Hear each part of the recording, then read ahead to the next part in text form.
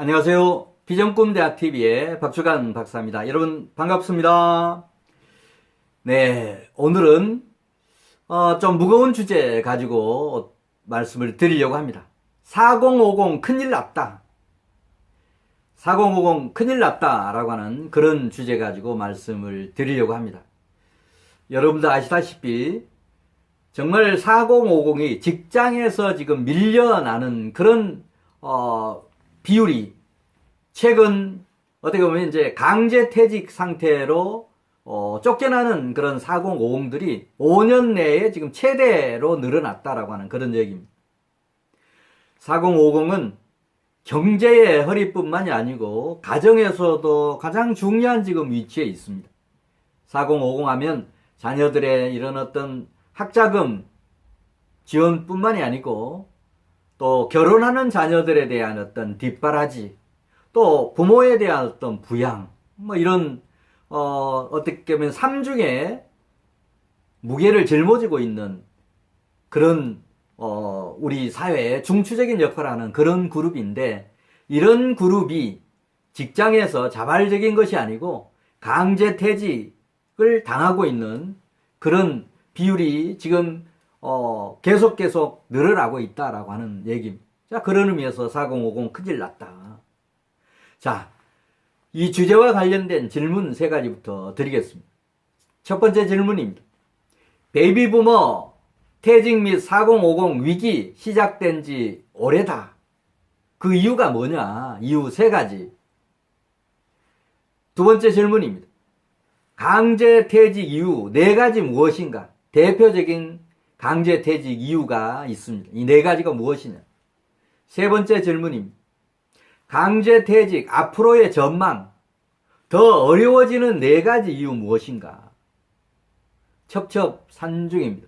뭐든지 지금 어려우면 앞으로 나아질 거라고 하는 희망이 있는데 4050 강제퇴직은 앞으로도 더 어려워질 것 같다. 정말 큰일 났습니다. 자, 4050 큰일 났다 라고 하는 주제와 관련된 첫 번째 질문부터 한번 살펴보겠습니다. 베이비부머 퇴직 그리고 4050 위기 이미 시작된 지 오래다. 여러분 다 아실 겁니다. 베이비부머 6.25 전쟁 이후에 급속도로 출산율이 높아지면서 정말 많이 태어났던, 그래서 과거의 경제 성장의 어떤 중요한 중추적인 역할을 했던 이런 분들이 정년이라고 하는 이런 틀 속에서 점차 퇴직을 당하고 있고 1년에 7, 80만 명이 지금 베이비부머로서 정상적으로 직장 생활을 했다 하더라도 지금 퇴직을 당하고 있습니다. 거기에 경제 허리라고 보는 4050 위기까지 지금 겹쳐 있는 겁니다. 자, 그런 게 지금 오늘 내일 일어난 게 아니고 이미 오래전부터 이미 일어났었다라고 하는 그런 얘기죠. 자, 그 근거 세 가지 중에 세 번째, 4050 위기 이미 IMF 때부터 시작되었습니다. 1997년에 IMF가 발생하고 연말에, 그 다음에 98년, 99년, 2000년 이어지면서 정말 대기업도 무너지고, 그때 뭐 대우도 무너졌고 한보도 무너졌고 했지 않습니까? 그 다음에 금융기관들도 전부 통폐합하면서 없어졌고, 뭐 과거에 금융기관이 망하리라고 하는 이런 생각 누구도 하지 않았지 않습니까? 과거에 우리 은행들 뭐 제일은행, 한일은행, 동남은행, 평화은행 뭐 그런 은행들 지금 흔적이 없지 않습니까? 자, 바로 4050 그 다음에 베이비부머 퇴직 이런 부분이 이미 1997년 IMF 위기 때부터 시작이 되었다라고 하는 그런 얘기입니다. 뭐 그때부터 어떻게 보면 우리나라에도 평생 직장 개념이 없어졌다라고 하는 그런 얘기입니다. 자, 그 이유, 그 근거 두 번째. 2019년 작년에 4050 강제퇴직자만 얼마에 이르느냐 하면 여러분 얼마쯤 되는 것 같습니까? 무려 48만 9천 명이 4050 정말 경제에 허리면서 가정에서 중추적인 역할을 하는 이런 4050들이 자발적인 퇴직이 아니고 강제퇴직으로 48만 9천 명, 약 49만 명, 50만 명에 육박하는 이런 4050들이 강제퇴직을 당했다라고 하는 얘기입니다. 이 부분은 최근 5년 만에 최고치입니다.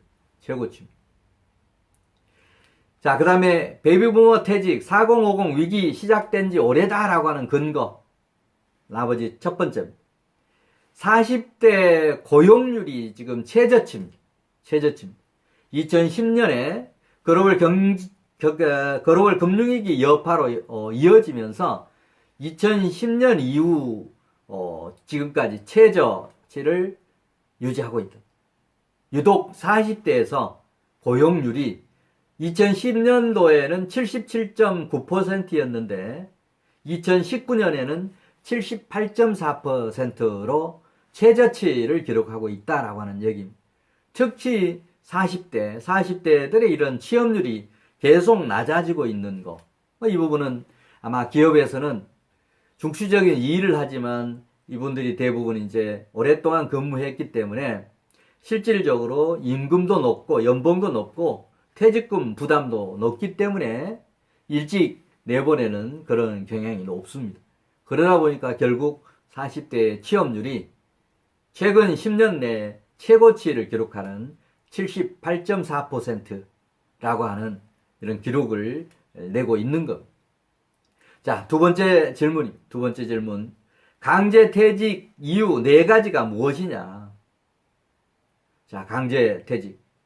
기업이 쫓아서 퇴직하게 되는 그런 이유. 네 번째는 직장이 휴폐업을 했다. 내가 다니던 직장이 휴업을 하거나 폐업을 했다. 회사 자체가 어려워서 봉급을 못 줄 정도가 되었으니까 결국 휴업을 하든지 폐업을 하게 됐다. 그러면 자연스럽게 근로자들은 쫓겨날 수밖에 없지 않습니까? 강제퇴직. 자, 세 번째 이유입니다. 회사가 휴업이나 폐업을 안 했지만 경영이 어려워져서 명예퇴직을 한다든지 또 조기퇴직을 한다든지 정리해고를 한다든지 이런 경우가 늘어나고 있습니다. 자, 그 다음 이제 두 번째 이유 또는 임시 또는 계절적인 일이 끝나서 임시직으로 일하다가 또는 계절적으로 우리가 반짝 일이 있다가 또 계절이 지나면 없어지는 그런 일감들이 많이 있지 않습니까?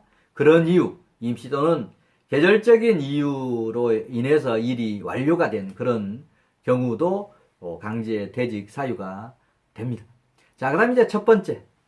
일거리가 없어서 또는 사업 부진해서 기업들이 뭔가 이 수주를 한다든지 고객들이 이런 상품을 구매해줘서 계속 생산을 해내야 유지가 되는데 그런 주문이 없다든지 이런 발주가 없다든지 그래서 일거리가 끊긴다든지 또 근본적으로 사업이 부진한다든지 이런 경우들.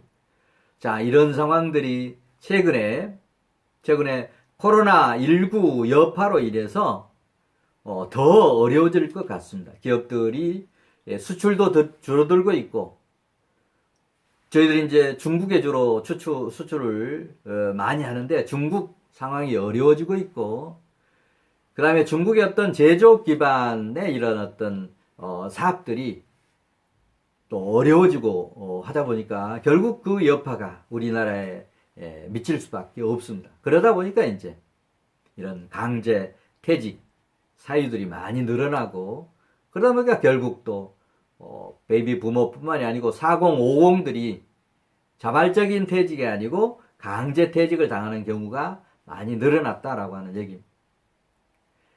자, 세 번째 질문입니다. 세 번째 질문. 4050 큰일 났다라고 하는 그런 주제와 관련된 세 번째 질문.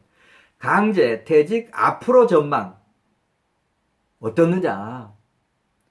한마디로 더 어려워집니다. 지금까지 어려움보다도 훨씬 더 어려워질 거다라고 하는 얘기. 그 이유 4가지가 뭐냐? 자, 네 번째부터 말씀을 드리겠습니다. 지금까지처럼 계속 강제퇴직 증가해왔다. 지금도 쭉 증가해 왔는데 최근에 이런 상황들, 직장 휴폐업, 그 다음에 사업 부진, 이런, 그 다음에 이제 코로나19의 영향, 이런 부분에서 지금과 같이 계속 강제퇴직은 증가할 수밖에 없다. 최근에 이런 어떤 코로나19로 인해서 항공사들 정말 타격을 받고 있습니다. 또 여행 관련 업종들 타격을 받고 있습니다. 외식업 타격받고 있습니다. 그러다 보니까 전 산업 분야에 이 악영향을 미치고 있습니다. 자, 그래서 지금까지처럼 이런 강제퇴직이 늘어날 텐데 수치로 우리 얼마든지 설명이 됩니다. 2014년 지금부터 5, 6년 전 1년에 강제퇴직자가 55만 2천 명이었습니다. 자, 그러는 것이 2017년에는 얼마? 40만 6천 명. 그 다음에 2018년에는 45만 7천 명.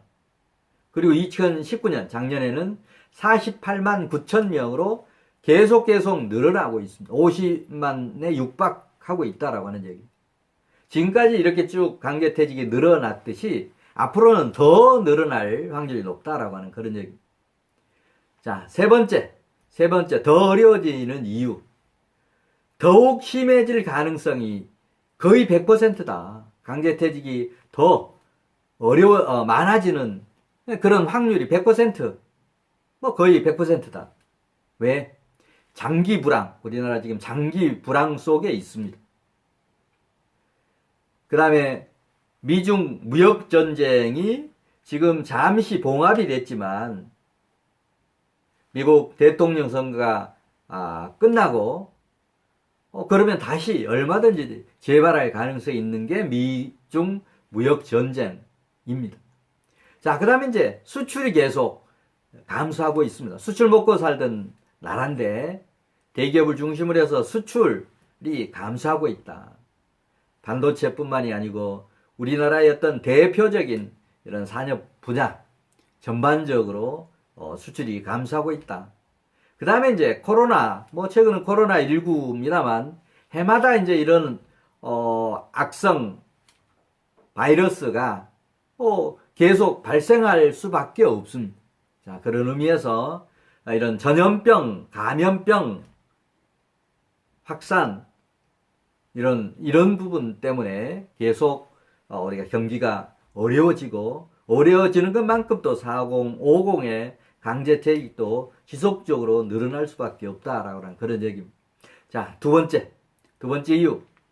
그러다 보니까 기업의 수지가 악화됩니다. 수지가 악화되면 우리가 가장 기업 입장에서 보면 손쉽게 손댈 수 있는 부분이 바로 인건비 절감입니다.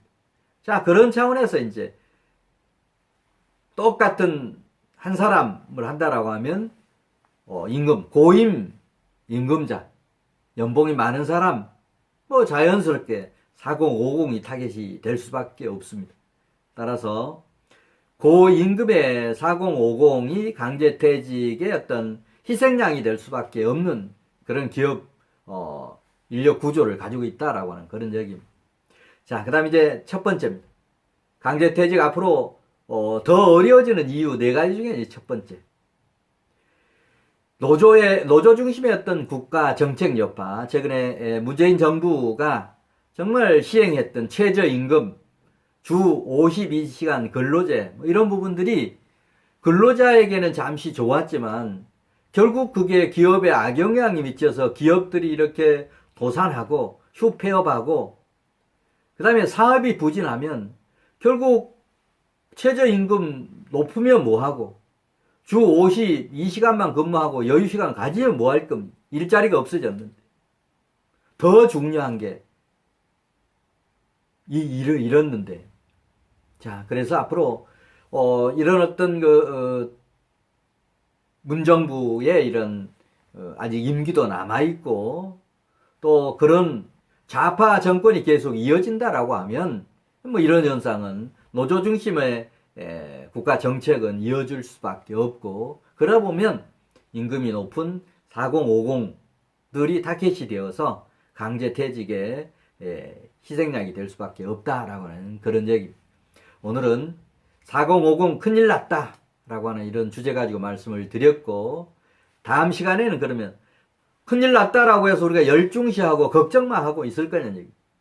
뭔가 대안을 찾아야 되고 정부의 의존만 할 게 아니고 4050들이 스스로 협력해서 협업해서 일자리 창출하는 방법, 저는 얼마든지 있다라고 생각을 합니다. 저희 비전꿈 대학에서 바로 협업 일자리 창출위원회를 만들어서 한 달에 몇 차례 이렇게 회의도 하면서 정말 함께 할 수 있는 일자리를 창출해서 협업 창업 또는 협업 일자리 창출 이런 일을 해 나가고 있습니다. 다음 시간에는 일자리 대책 중심으로 이 시리즈 방송을 이어가도록 하겠습니다. 저희 비전꿈대학 아직 시청하지 않는다라고 하면 구독, 특히 알람 구독해서 이런 투자 부업뿐만이 아니고 일자리, 평생 직업, 수입 창출과 관련된 이런 정보를 지속적으로 받아보시려고 하면 알람 구독 하시고 자주자주 방송도 시청해 주시면 고맙겠습니다. 네, 다음 시간에 또 뵙겠습니다. 감사합니다.